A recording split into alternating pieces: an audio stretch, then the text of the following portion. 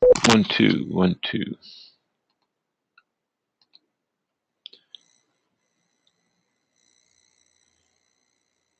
Hi, this is Mike Marshev, and I'm trying to. Okay, one, two, one, two. Hi, this is Mike Marshev, and this is meeting number 3. As some of you know, we tried this earlier in the week and got a little bit of a echo glitch, so we're going to try this again. I want to walk you through the slides. I think we're recording. I think this is going to work. Time will tell.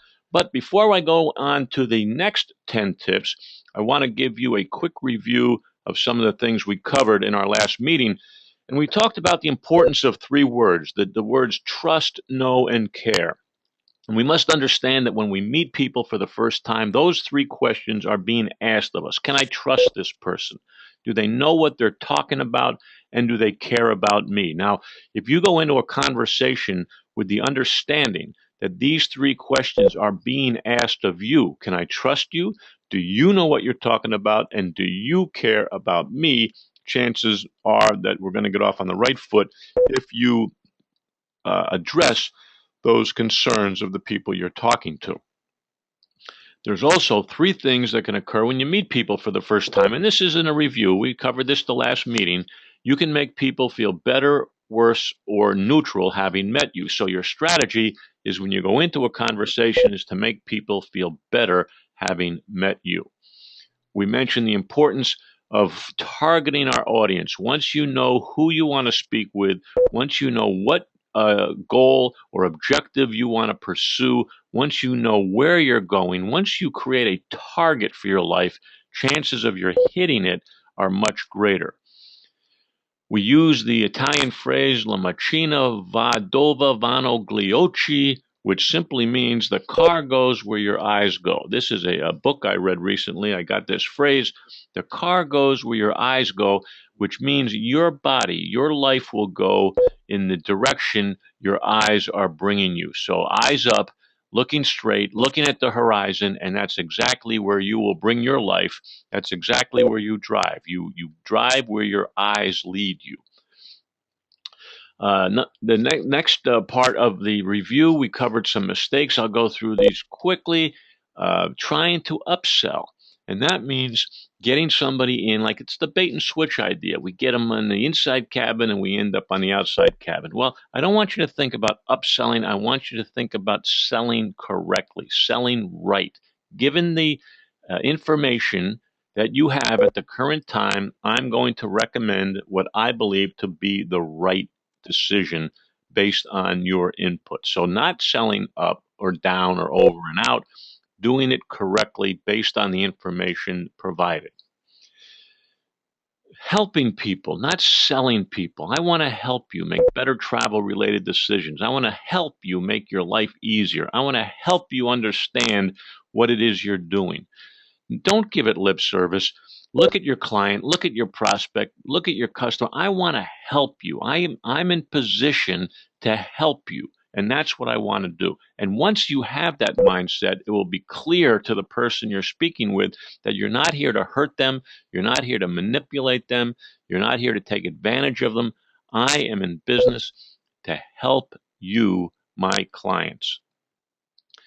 Helping people make proper decisions. That's what you're in business to do. And not listening, not I know that you think you listen. I mean listen beyond the words, through the words. Look at the body language. What are people really trying to tell us? Learning to listen is a skill. We have to work at it. Stop talking and listen to the words and the meaning and the eyes and the body language. Really get in actively to listening. And stop talking as quickly as possible. Ask a question and stop talking. Don't answer your own question. Let the person you're speaking with address the situation. Let them talk. Pause. Let some silence go into the seep into the conversation. Don't fill silence. Listen. And empathizing, what does that mean? I mean, that's another word bandied around. People have problems, people have issues, people have concerns. People are worried about their families and time and health and money. Understand that they just don't have the time and the money to do everything you want them to do. Get out of your world and into them and really understand their situation so you then can help them. And seeking the prospect as an adversary, that's done all the time. Me against you. Do who wins, who loses. Don't your prospect, your customers, if you don't think highly of them, dump them, get rid of them, take them off your list. If you can't really focus on doing the proper thing to the people on your list, take them off the list. They're not adversarial. These are your friends. These are your clients. These are the people who help you eat regularly. So if you can't speak fondly of the people on your prospect list and on your customer list, then take them off your list because it's not going to work. They're not the enemy. They're the good guys. And becoming distracted, the old multitasking. I can multitask. I can do 1,000 things at once. Yeah, but what you end up doing is screwing things up at once, 1,000 things. Focus. If you're with me, I want your eye contact. I want your undivided attention. Don't answer the phone. Don't text when you're with a client. Focus on the client. Be with the one you're with. Very key point. Take detailed notes. You can't remember everything. You think you can, you can't. Sit down and ask permission. Do you mind if I document our conversation today? Let me take some detailed notes, and take the time to write the notes. Take the time to detail the notes so that later, tomorrow, next week, you understand what it is you wrote down. Not taking detailed notes is a mistake. And the biggest mistake you're ever going to make is not following through, finding the time, making the effort to close the loop. Follow through. With or without an answer, keep communicating with your prospects and your clients. Follow through is key. Nobody does it. It's a huge mistake, and I don't want you to fall into that rut. Follow through, follow through, follow through. That's the key. And focus. Focus. Your eyes go, your body goes where your eyes go. The car goes where your eyes go. Focus on your client. Focus on your prospect. Focus on the project. Get tunnel vision on what it is you're doing. Complete the task before you move on to another one. And plan for the next day. Now, planning is a funny subject with me because, life happens. The day opens up and it has a life of its own. But planning, having an idea of what you want to accomplish is a key point. So every evening before you go home, before you wrap up for the day, take 5 minutes, 10 minutes, and plan for what you think is going to unfold the next day. Now, the fact that it doesn't unfold that way, that's okay. But planning for the next day is very key, having an idea where you want to go. So that was a quick review of what we covered last time. Now, let's talk about 10 more topics. And this was the meeting number 3 in November. This is take number 2 because we had a terrible echo. I hope this one's better. And the next error I want to address is not looking your best. People make judgment calls, good, bad, or indifferent. They will judge you as instantly, as soon as they hear your voice, as soon as they lay eyes on you, they are going to make a judgment call. Now, it may not be fair, it may not be accurate, it may not be proper or correct, but it is what it is. People make a judgment call. So I'm not going to tell you how to dress. I'm not going to tell you what to wear. I'm telling you that I want you to look your best, whatever that means, when you enter the marketplace, whenever you leave home, whenever you go out in public. People are judging you, and they're not going to correct you. They're not going to give you their opinion, but they are judging you. And that's a very, very important point, especially for home-based people who sometimes go out not particularly looking really squared away. But if I judge you on my first appearance, why am I going to give you $15,000 of my money on my next big vacation? I mean, you just don't look the part. Now, here's another thing. How's your car look? If I came up to your car and said, open up your trunk, what am I going to see? Now, that may sound foolish, but that could happen. I'm going to judge you on the meticulous way you take care of your books, your car, your clothing, your hair. Judgment. Enough said. I hope you get the message. And this is another key point of mine. Your customer is your competitor's prospect. Your customer is your competitor's prospect. And the old saying is a bird in the hand is worth 2 in the bush. Your customer's in your hand. But you're going to find more energy going after another prospect. Now, that's a very important point to understand. You're going to find more energy going after the next piece of business than you spend keeping the current client happy. That's just the human way it is. We find more energy pursuing than we do maintaining. And remember, your customer is my prospect. So I'm going to find more energy going after that person who happens to be my prospect than you are to maintain the relationship with your customer. Think about that. Rewind it, play it again, understand it, because before you go out after new business, I want you to solidify the relationship you have with the people you have. Make sure that it's solid before you go out and pursuing new business. Your customer is your competitor's prospect, and they will find more energy trying to get it than you are finding to keep it. That's the point. I hope that was clear. Contact the people who are meaningful to you and your business, and the key there is regularly. Time flies. Before you know it, it's been 2 months, 6 months, 8 months before you spoke to a relative, a friend, somebody who's important to you. Time passes. Find some system that works for you, that you ensure that you go back and touch the bases of your good clients regularly. Now, regularly I used to call it the rule of seven times in 18 months, but now I'm going to call it the rule of 12 times in 18 months, which means every 6 weeks or so, send an email, send a letter, make a phone call, but make sure the relationships are up to date, they're up to speed, they're current.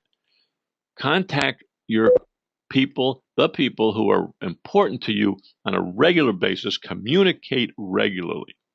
And don't forget that little things are big things. Saying please, saying thank you, holding the door, standing up, sitting down, taking your hat off, sending flowers. I mean, little tiny things make a huge difference today. So don't discount the little things. Focus on the little things. I mean, as crazy it may sound, they say, how to eat an elephant, one bite at a time. Another saying is elephants don't bite, mosquitoes do, which means it's the little things, those little natty things that get under our skin. So pay attention to the little things. Dot those I's. There's another cliche.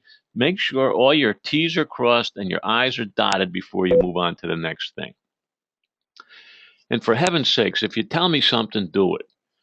Don't give me lip service. Don't say something just because that's what I want to hear. Honesty, as crazy as it may sound, is a unique skill today. Telling me the truth, telling me what I need to hear, not necessarily just what I want to hear. If you say it, do it. Be honest with yourself, be honest with your prospects, be honest with your clients. Just be honest. I mean, it's crazy, but most people and that's why salespeople get a bad rap, because most people think they're not honest, which is crazy. And the concept of niche. Now, I think you guys are pretty good at this, but you be really good at something. Select the topic, select a program, select a destination, select a group of people, but select a niche. It's a targeted market. And then study it, read about it, get really good about it. Not cursory good, really good. Really, really, really get good at your particular piece of market or niche or business. Then, of course, you can drift off to another piece. You can drift off to a second niche, but don't be all things to all people. Don't be a generalist today, because there's too many of you out there to compete with. And if you're just another generalist, it's just not going to work. Say thank you to the people who warrant it. And I started a little concept called Note Card Friday, just to put some discipline to this action. On Friday, I want you to write one thank you card, not send out mail, not email, not typewriter or computer. I want you to hand write a thank you note to somebody, to anybody in your world, business or otherwise, who has meant something to you over time, and that it would just make their day if you said thank you. You have been very instrumental in my life. One a week. I say Friday. It doesn't have to be Friday. Pick a day. Pick, and you don't have to just stay with one. If you have two, write two, but minimum one a week, and you are going to see some very, very positive things happen as a result of that nice, nice courtesy. Don't make it up. Don't be insincere. Don't lie. Be honest, but find somebody who's meaningful in your life and tell them that. And addressing the question, why you? Now, that picture depicts a lot of people. You're in a business with a lot of people doing the same thing you're doing. A lot of people. So the question of all of my options, why should I do business with you, happens to be a very good question. Why should I do business with you? Very few people sit down more than 2 minutes, 2 seconds really, and think about that answer. And I want you to think about the answer. Why should I do business with you? What makes you different? What makes you the right selection? And I want you to think about it. I want you to draft an answer. Then I want you to edit the answer. Then I want you to sculpt it so you really feel good about your answer. Why should I do business with you? I'm going to give you a little hint. If you tell me why you think I should do business with you, I can discount that and call it self-serving. Whatever you answer, whatever comes out of your mouth, I can call it self-serving and discount it in my mind. But if you tell me why other people do business with you, who I consider my peers, my equals, chances are I'm going to believe it faster. So if you say, Mike, you should do business with me because I am really good and I have a great sense of humor, versus, Mike, the middle-aged men who do business with me have selected me because they found that my attention to detail is exactly what they were looking for, and they happen to enjoy a laugh now and then because they tell me I have a good sense of humor. See, that's why other people are doing business with you. So if I want attention to detail and a giggle now and then, you make better sense to me. So spend some time on that question. It's a great, great exercise. And this next photo depicts your biggest problem by my definition. Your biggest problem in business and I don't know you, but I'm going to go out on a limb and say your biggest worry, your biggest problem, your biggest snag, your biggest concern or issue is this: not enough people know you're alive. That's it. That's your problem. Not enough people know you're alive. I can't possibly do business with you if I don't know you exist. I can't possibly decide to like you or not if I don't know you're alive. So instead of going out and increasing business, let's go out and make more people know that you're alive. Let's introduce ourselves to more of the right people so they can then decide if I like you, and then if I trust you, and then I'll do business with you. But it all boils down to visibility. So not enough people know you're alive. There's your goal for the next 12 months. I have to become more visible and make more people know I'm alive and show them my personality and show them my interest level and show them my knowledge and show them my sense of humor. And then they will like me, and then they will learn to trust me, and then they will do business with me. So there it is. The question is, how can I make more people know that I'm alive? And a little point on email in today's lesson, and that is this: we get a million of them. They're easy to write. That's why we do so many, and we cut corners. And I want to give you two little tips. When I get hundreds of emails a day, I've come to learn and get very quick with my delete finger to look at who sent it and the subject line. Who and what, and I can look very, very quickly, and I delete very quickly, and I look who and what. And the what is the subject line. Number two on this slide, the what. Spend time sculpting a subject line in your emails that is going to attract people's attention. If I don't know you, but the subject line still hits my fancy, I'll look at it. And that's what you want to do. You want to get around that delete button and have them open it so you can tell them something. But the subject line is very, very important. It needs your undivided attention to give it some creativity, give it some juice. Don't lie, don't be stupid with it, but give it some creativity and some thought so it's going to catch my attention. It's like the headline in a magazine. we browse for headlines. If we like the headline, we go deeper. Well, the subject line is the headline, and it's very important. Now, once you get into the email, I want the first word in the body of your email to be the person's name of the person you're writing to. So if you're writing to me, for example, the absolute first word in the body of the email should be Mike, or hi, Mike, or I thought you'd appreciate this, Mike. But my name's got to be right up there on the top, and that will drive me down into the body of your email. And most people take a shortcut. They think that they're cute, they think they're fast, and they skip the first name. Don't ever skip the first name of the person you're writing to. It's a very, very important point. And as a part two to today's meeting, because there's some more nuggets for you to think about. You can replay this session and go back over them, but they're all good nuggets. They're all solid nuggets. They're all professional nuggets. But I want to share with you as we go into the next year, the coming year, in the next month or so. It's a perfect time to introduce you to the concept I call the 52-week sales planner.